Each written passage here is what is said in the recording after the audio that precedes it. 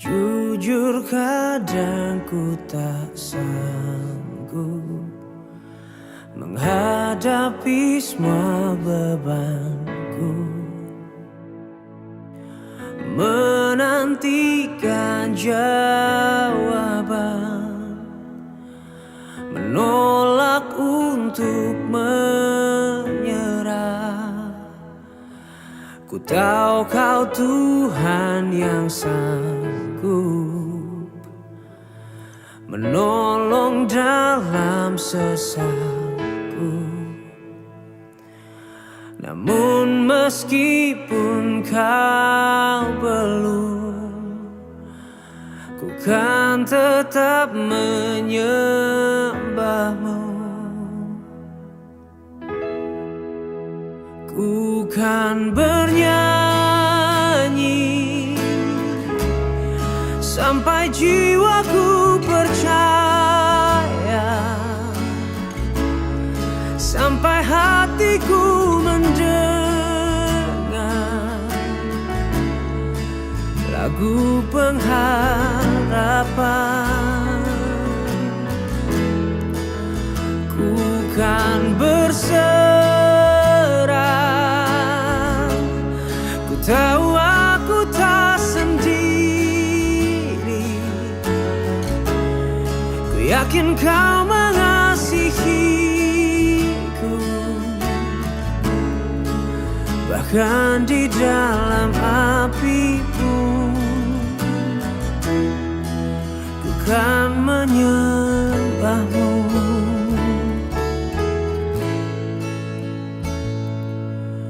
Jujur kadang aku lalai bersandar pada kekuatan-Mu. Di dalam kelemahanku, sempurnalah kuasa-Mu. Imanku memegang janji-Mu. Ku tahu Kau selalu bersamaku dalam setiap perkaraku. Kaulah damai tenangku. Ku kan bernyanyi sampai jiwaku percaya, sampai hatiku mendengar lagu pengharapan. Oh, ku tahu Kau sanggup, dan aku tak pernah sendiri. Selalu baik Kau di hidupku, oh, bahkan di dalam api pun ku kan menyembah-Mu.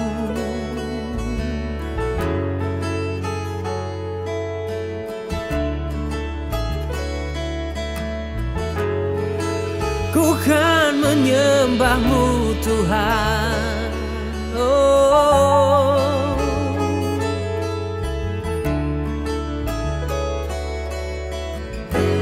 oh, ku kan bernyanyi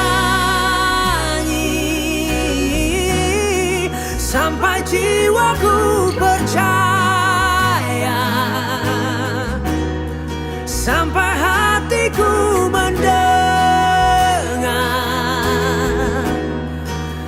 lagu pengharapan. Oh, ku kan berserah, ku tahu aku tak sendiri. Ku yakin Kau mengasihiku, bahkan di dalam api pun, oh, ku kan menyembah-Mu. bahkan di dalam api pun bukan menyembahmu.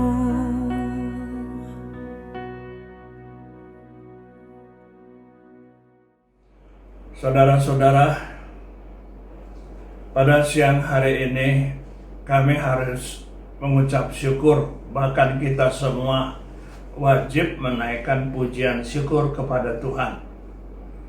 Karena berkenan dengan kesempatan pada siang hari ini, Allah mengkaruniakan, memberikan kelimpahan selamat melalui perjanjian di dalam tubuh dan darah Tuhan. Ibadah kita pada siang hari ini bukan sekedar perhimpunan biasa, melainkan kita ketemu di dalam Roh Kudus untuk memuji dan memuliakan nama Tuhan Juru Selamat kita.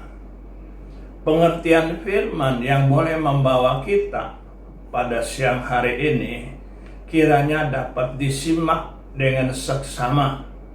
Karena waktunya hanya sebentar, saya mengharapkan perhatian yang lebih dari saudara-saudara untuk mencari hikmat yang lebih jauh di dalam sinyal-sinyal Roh Kudus untuk memaparkan firman Tuhan.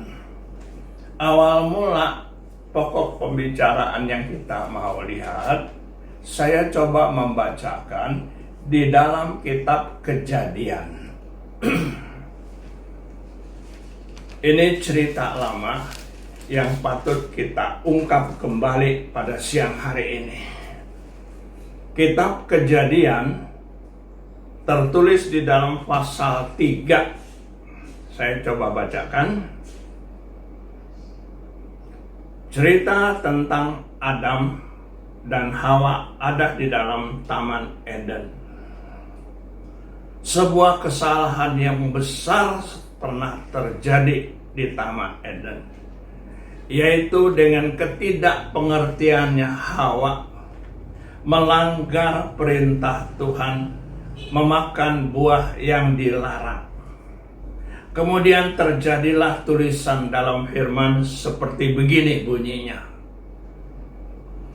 Ketika mereka mendengar bunyi langkah Tuhan Allah yang berjalan-jalan dalam taman itu, pada waktu hari sejuk, bersembunyilah manusia dan istrinya itu terhadap Tuhan Allah di antara pohon-pohon dalam taman. Ayat yang ke-9. Tetapi Tuhan Allah memanggil manusia itu dan berfirman kepadanya, "Di manakah engkau?" Saudara, ini ayat yang seringkali kita dapat baca. Tapi siang hari ini kita coba taruhkan hati yang lebih mendalam lagi dengan peristiwa ini. Telah terjadi suatu kecelakaan yang besar. Tertulis seperti waktunya, timingnya ini adalah pada waktu hari sejuk. Apakah firman mau berkata waktu itu adalah pagi hari atau sore hari yang sepoi-sepoi angin adem rasanya menjadi sejuk? Tapi kenyataannya, kita coba perhatikan, hari itu terjadi satu goncangan, langit dan bumi tergoncang, sebab kekudusan Allah di Taman Eden telah dirusak oleh perbuatan yang salah dari Hawa. Tentu saja dalam keadaan bukan seperti yang sejuk atau tenang. Suasana iklim, suasana cahaya, dan segala bunyi-bunyian atau mungkin juga gempa bumi akan bisa terjadi. Karena saat itu langit menjadi gelap. Sebuah kekudusan Allah telah dirusak oleh Hawa. Alkitab tidak menceritakan tentang kesulitan yang hebat-hebat itu. Selalu Alkitab bicara dari sisi positif. ada satu langkah yang dikerjakan oleh Tuhan Allah mengatasi kesulitan-kesulitan yang dibuat sengaja atau tidak sengaja oleh manusia. Rusak keadaan waktu itu. Tetapi hari itu Tuhan datang ke Taman Eden. Kemungkinan ini bukan kali yang pertama Tuhan datang ke Taman Eden. Apabila mungkin hari-hari yang lalu, waktu-waktu yang awal, Tuhan datang ke Taman Eden itu dengan hati yang betul-betul teduh, sukacita karena mendengar puji-pujian dari manusia, Adam dan Hawa, yang juga mengajak segala binatang yang ada untuk memuji dan memuliakan Tuhan. Ada simfoni, satu nyanyian yang merdu, nyanyian sorgawi di Taman Eden.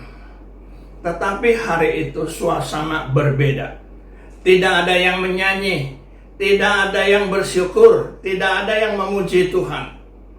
Dan langit pun terkesan gelap, gulita, dan kacau balau. Manusia dalam ketakutannya bersembunyi. Apakah manusia dapat berpikir bahwa usahanya sembunyi itu dapat berhasil?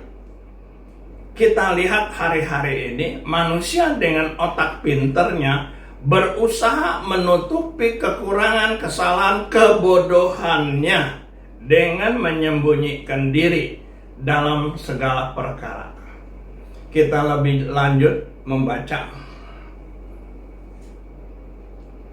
Tetapi Tuhan Allah memanggil manusia itu dan berfirman. Ini bukan memanggil cuman sekedar mencari, tapi dengan kuasa ilahi berfirman. Di manakah engkau? Kenapa Tuhan bicara begitu? Ini adalah sebuah hukum. Di manakah engkau? Apabila saat itu Adam tidak mau keluar dari tempat persembunyiannya, maka sejarah akan berubah.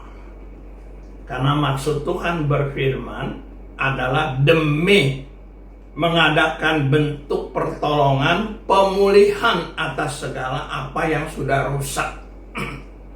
Dan puji Tuhan, pribadi Adam yang memang sesungguhnya tulus di hadapan Tuhan, terlebih dia mengakui, kami sudah berbuat salah.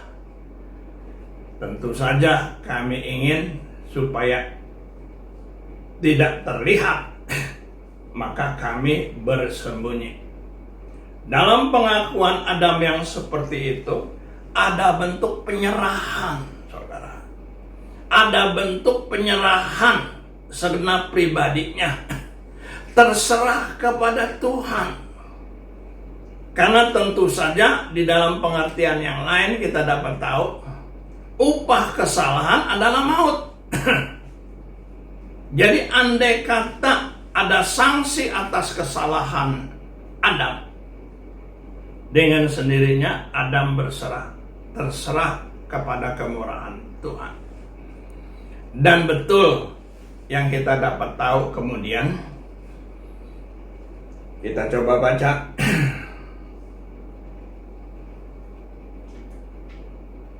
Kita lihat di dalam ayat yang ke-17 dan selanjutnya, pasal yang ketiga, Kejadian.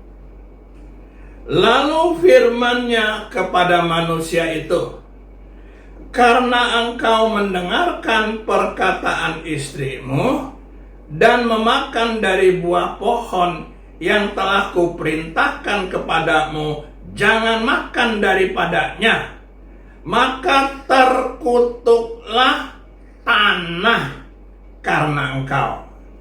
Dengan bersusah payah engkau akan mencari rezekimu dari tanah seumur hidupmu. Semak duri, sekali lagi, semak duri dan rumput dari yang akan dihasilkan bagimu, dan tumbuh-tumbuhan di padang akan menjadi makananmu. Dengan berpeluk engkau akan mencari makananmu, sampai engkau kembali lagi menjadi tanah, karena dari situlah engkau diambil, sebab engkau debu, dan engkau akan kembali menjadi debu. Ada satu sanksi. Allah memberikan anugerah kelimpahan, kemuliaan ilahi atas kesalahan dari Adam. Maka sanksi itu yang harus menjadi resikonya, dia harus tanggung. Akan menjalani hari-hari besok dengan banyak kesusahan. Sekarang kita mau lihat, Adam ini adalah gambaran dari kita sekarang. Apabila kita dapatkan hal sanksi yang seperti itu, apa reaksi dan komentar kita? Ingin mendapatkan penghukuman yang lebih ringan. Biasanya manusia seperti itu. Mengakui kesalahan, tapi resikonya nggak mau ditanggung. Namun puji Tuhan, Alkitab menggambarkan Adam menerima segala apapun beban resiko yang harus dipikulnya. Ini suatu penyerahan. Penyerahan inilah yang pada siang hari ini saya ingin tekankan. Karena Allah itu bukan pribadi yang suka menghukum. Dia adalah pribadi yang penuh sukacita, yang ingin menciptakan kehidupan sorgawi. Jadi bukan dia suka menghukum orang. Apa yang tadi disebutkan bukan bentuk hukuman dari Tuhan, melainkan akibat dari suatu kesalahan yang engkau perbuat. Buah daripada perbuatan tadi, hasil daripada perbuatan tadi, maka resiko itu harus kau ambil sendiri. Sehingga kamu akan bersusah payah menjalani hari-hari hidup.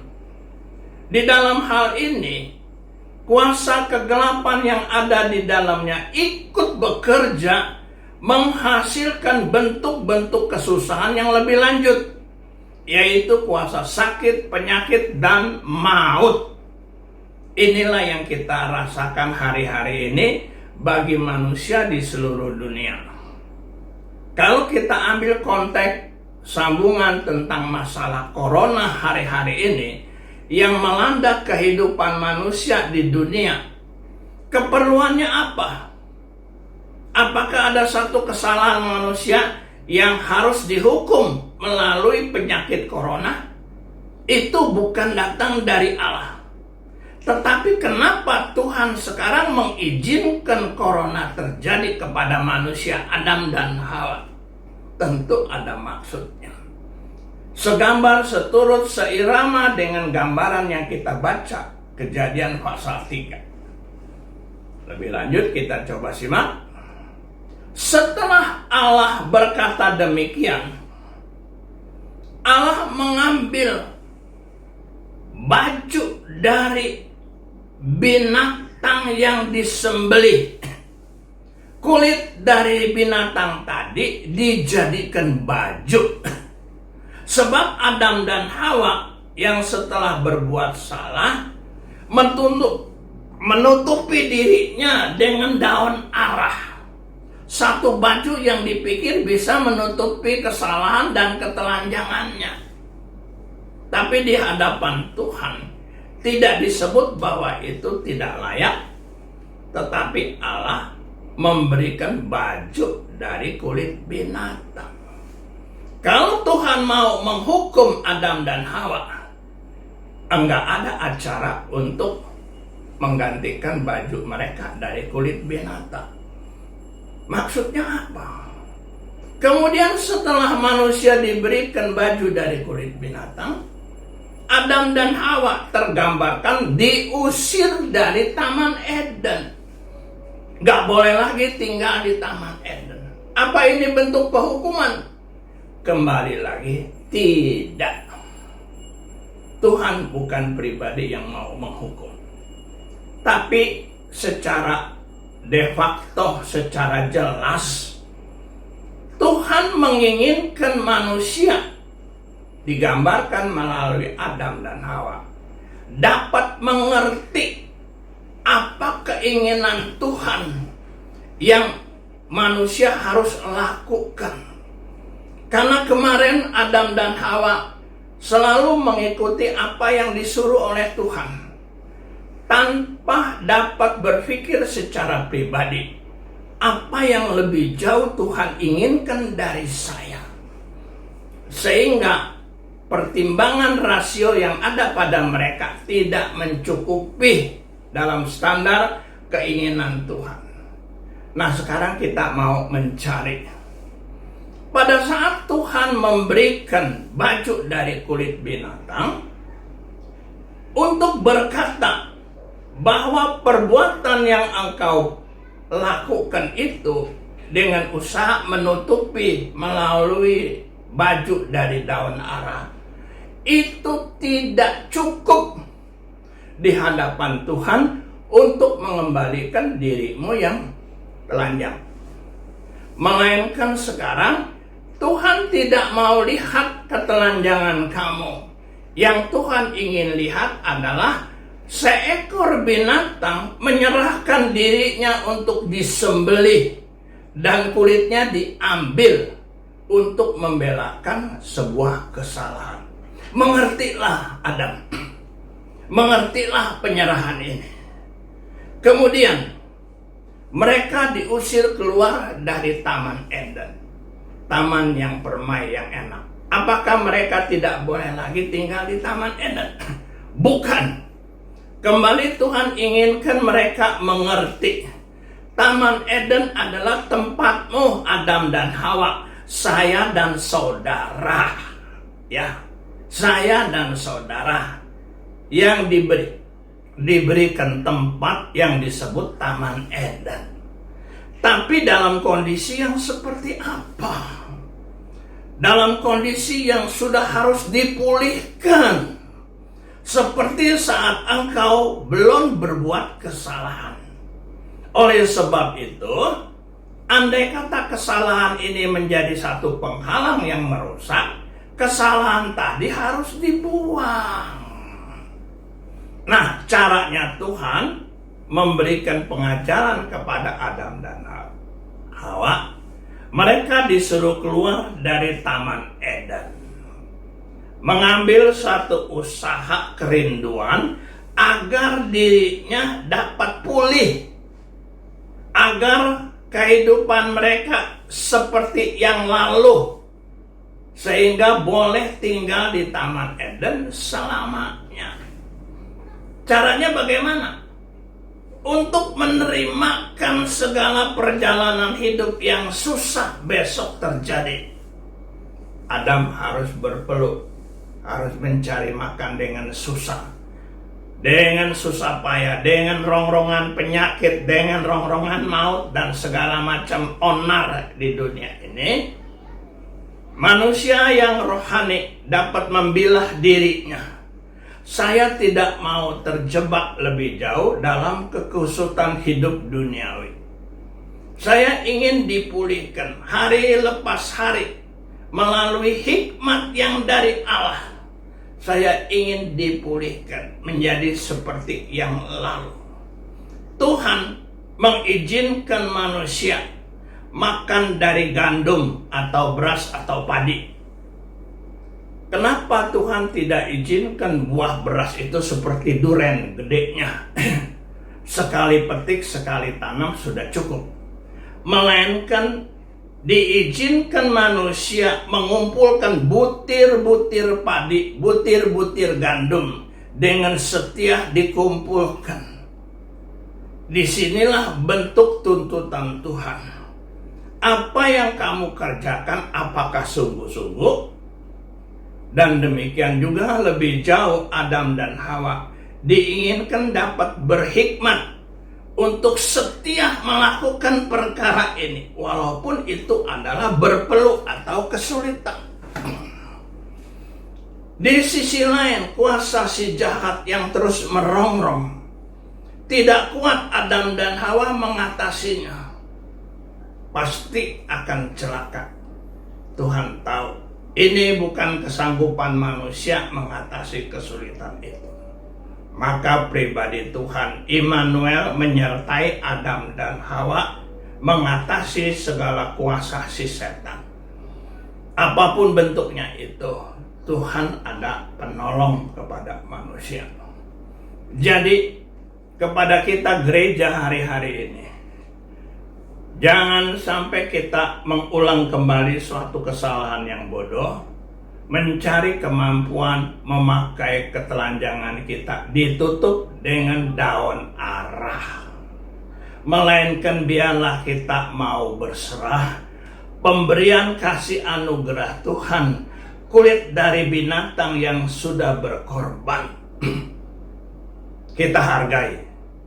Maka ucapan yang terjadi dari pribadi Adam dan Hawa adalah bersyukur Tuhan. Terima kasih Tuhan. Butir-butir padi yang sedikit kita terimakan di tangan dengan ucapan terima kasih Tuhan. Terima kasih Bapa. Terima kasih berkat-Mu. Terima kasih kehidupan yang dari Tuhan. Jangan diukur happy seperti apa. Inilah yang Tuhan inginkan dari Adam dan Hawa. Kemudian kita coba bandingkan dengan kehidupan Nabi Elia yang tertulis di dalam kitab 1 Raja-Raja pasal 19. Kita tidak buka Alkitab supaya lebih cepat. Elia adalah nabi yang perkasa, selalu membela nama Allah Yahweh. Dia bisa mengatur di dalam doanya kapan hari kemarau dan kapan hujan turun. Bahkan mampu membinasakan nabi-nabi palsu. Begitu hebat Elia. Namun satu kali terjadi satu peristiwa yang sangat memalukan. Seorang ratu yang namanya Isabel menantang kepada nabi besar ini. Aku akan hadapi itu nabi besok supaya kepalanya juga menggelinding dipotong. Takut Elia, nabi besar ini takut sama seorang cewek. Tapi kita tahu di belakang Isabel ini bukan manusia. Ini kekuasaan dari si Dajjal, ratu setan ya. Tentu saja dia berani melawan. Dalam ketakutannya si manusia Nabi Elia melarikan diri. Supaya saudara dapat aminkan, kita buka itu ya, 1 Raja-Raja 19.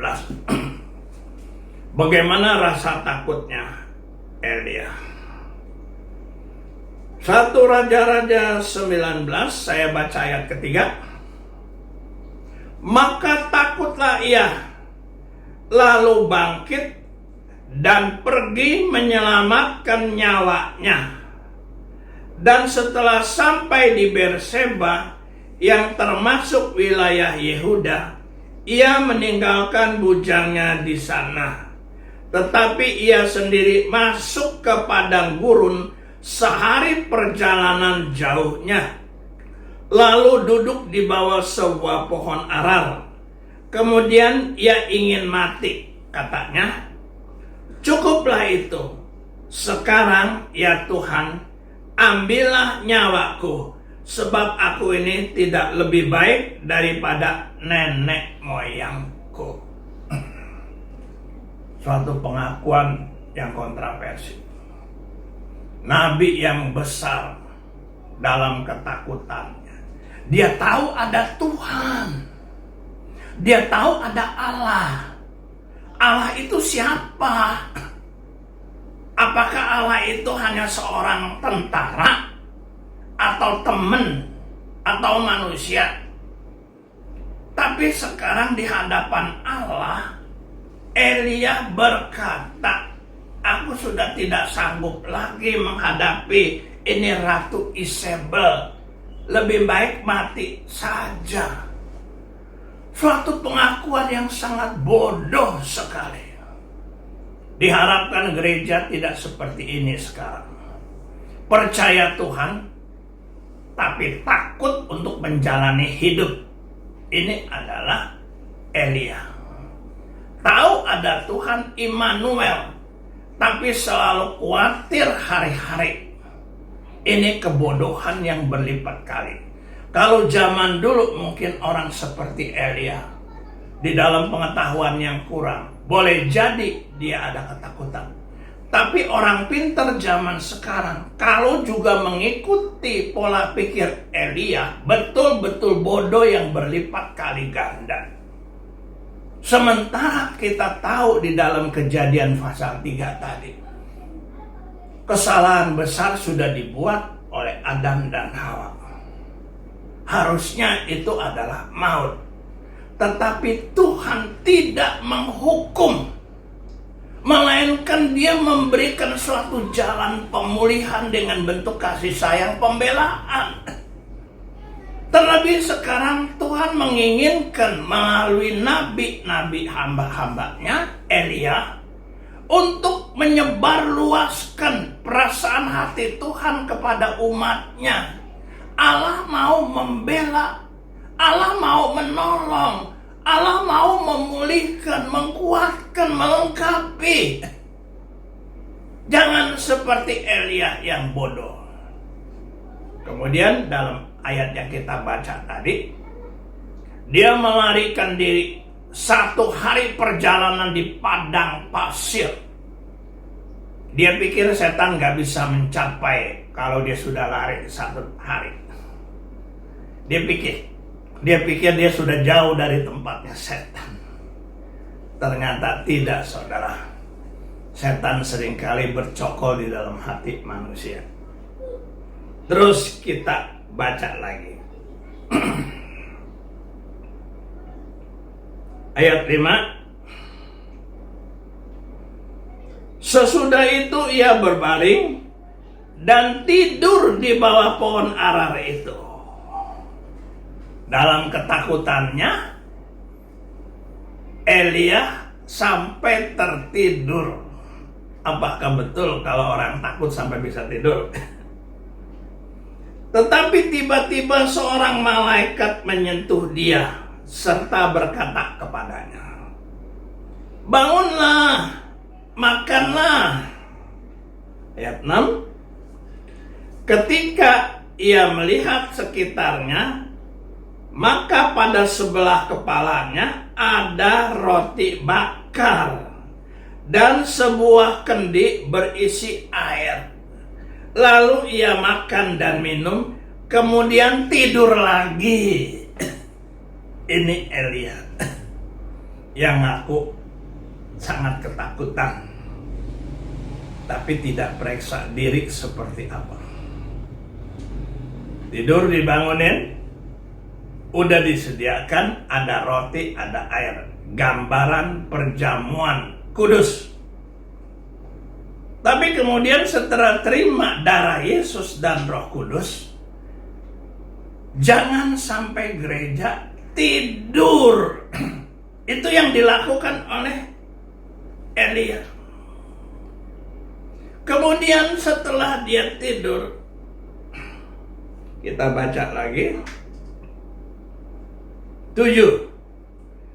Tetapi malaikat Tuhan datang untuk kedua kalinya dan menyentuh dia serta berkata, bangunlah, Elia, makanlah, sebab kalau tidak perjalananmu nanti terlalu jauh bagi Ayat 8, maka bangunlah ia, lalu makan dan minum. Dan oleh kekuatan makanan itu, ia berjalan 40 hari 40 malam lamanya sampai ke gunung Allah, yaitu gunung Horeb. Ada 2 kali Allah berikan ini roti. Peristiwa yang pertama adalah pada saat tubuh Yesus dipecahkan di atas bukit Golgota. Dan air tercurah di dalam hari Pantekosta, menyertai pemulihan gereja yang disebut sebagai gereja mula-mula. Tapi apa betul sejarah mencatat dan kenyataan memang begitu? Gereja tertidur. Kenapa? Enggak ngerti pemberian Tuhan itu tujuannya apa, enggak ngerti. Cuman terimakan berkat. Kebaktian selalu yang dicari adalah saya mau rajin ke gereja ibadah supaya diberkati. Apakah memang Tuhan membuat acara ibadah hanya sekedar memberkati umat? Ada tuntutan moral yang tidak disebut oleh Allah, tapi diinginkan keluar dari hikmat nurani sendiri manusia Adam dan Hawa. Bersyukur, berterima kasih mempunyai Allah seperti Engkau, penuh kasih sayang dan pembelaan, panjang sabar untuk melihat anak-anaknya pulih dengan sehat. Kalau hari-hari ini kita kembali boleh dapatkan pecahan tubuh Yesus, dan juga ada perjanjian di dalam darah Yesus, mari kita terimakan itu dengan mengerti pembelaan Tuhan supaya kita sehat. Makanlah tubuh perjanjian baru, minumlah darah perjanjian baru, supaya kita dapat dipulihkan dalam kehidupan baru. Karena tugas gereja akhir zaman jauh lebih berat daripada kehidupan gereja atau orang-orang yang dahulu. Kita gereja hari-hari ini menghadapi kehidupan lebih berat dari Adam dan Hawa. Tapi apabila kita sudah bisa melewati semua, berhubung Tuhan yang menyertai kita, berjanji Immanuel, maka patutlah hari-hari ini kita menaikkan tangan dengan pujian syukur terima kasih Tuhan. Kiranya firman Tuhan memberkati kita. Haleluya. Puji nama Tuhan. Kita mempersiapkan diri untuk kita masuk dalam perjamuan kudus. Sementara saudara mempersiapkan, saya tidak ulas panjang lebar atau tambahkan lagi, sebab firman Tuhan tadi sudah begitu panjang dan jelas dari kitab Kejayaan sampai kitab Perjanjian Baru. Puji nama Tuhan, kita terimakan semuanya itu. Biar kiranya Roh Kudus memberikan pengertian kepada kita sekalian, supaya makna di dalam perjamuan kudus bukan itu dari kebiasaan gereja, tetapi mempunyai maksud yang dalam untuk keselamatan kita. Puji nama Tuhan. Kita siapkan roti di tangan kita, adalah tubuh Kristus. Sebelum kita makan bersama, kita dengarkan kebenaran firman Allah. Sebab apa yang telah kuteruskan kepadamu, telah aku terima dari Tuhan, yaitu bahwa Tuhan Yesus pada malam waktu ia diserahkan, ia mengambil roti. Dan sesudah itu ia mengucap syukur atasnya dan memecah-mecahkannya dan berkata, inilah tubuhku yang diserahkan bagi kamu. Perbuatlah ini menjadi peringatan akan daku. Saudara sekalian, bukankah roti yang kita pecah-pecahkan adalah persekutuan dengan tubuh Kristus? Amin. Mari kita makan bersama dalam nama Tuhan Yesus.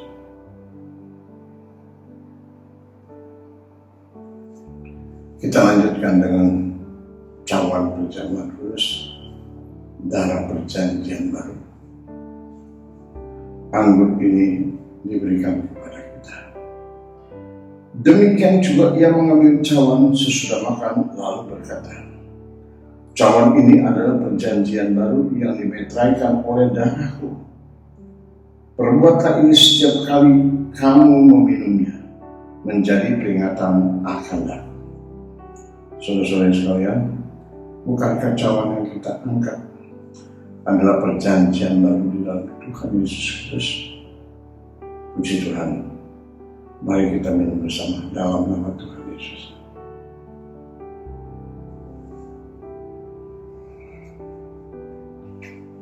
Haleluya. Haleluya. Haleluya. Haleluya. Saudara boleh berdoa sendiri, berdoa masing-masing, ucapan syukurmu, naikkan rasa syukurmu kepada Tuhan dengan perkataanmu sendiri, dengan pengakuanmu sendiri, bukan kata orang lain, tetapi rasakan apa yang Tuhan telah berikan dan apa yang kita terima.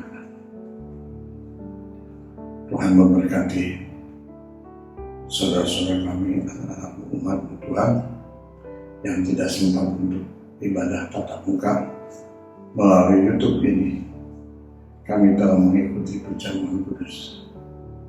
Tuhan berkati iman mereka. Tuhan berkati kasih mereka. Tambahkan kesetiaan, ketaatan mereka, sehingga kami boleh terpeliharakan. Puji nama Tuhan. Terima kasih Tuhan Yesus. Terima kasih. Terima kasih. Saudara, kita akan akhiri ibadah kita pada pagi siang hari ini. Terimalah berkat dari Tuhan.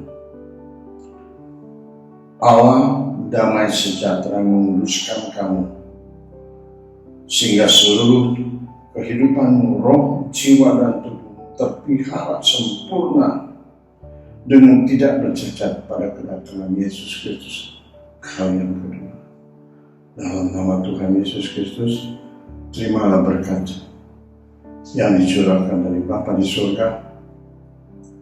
Tuhan Yesus Kristus turut selamat kita, serta kekuatan kuasa Roh Kudus yang menyertai kita sekarang dan sampai selama-lamanya.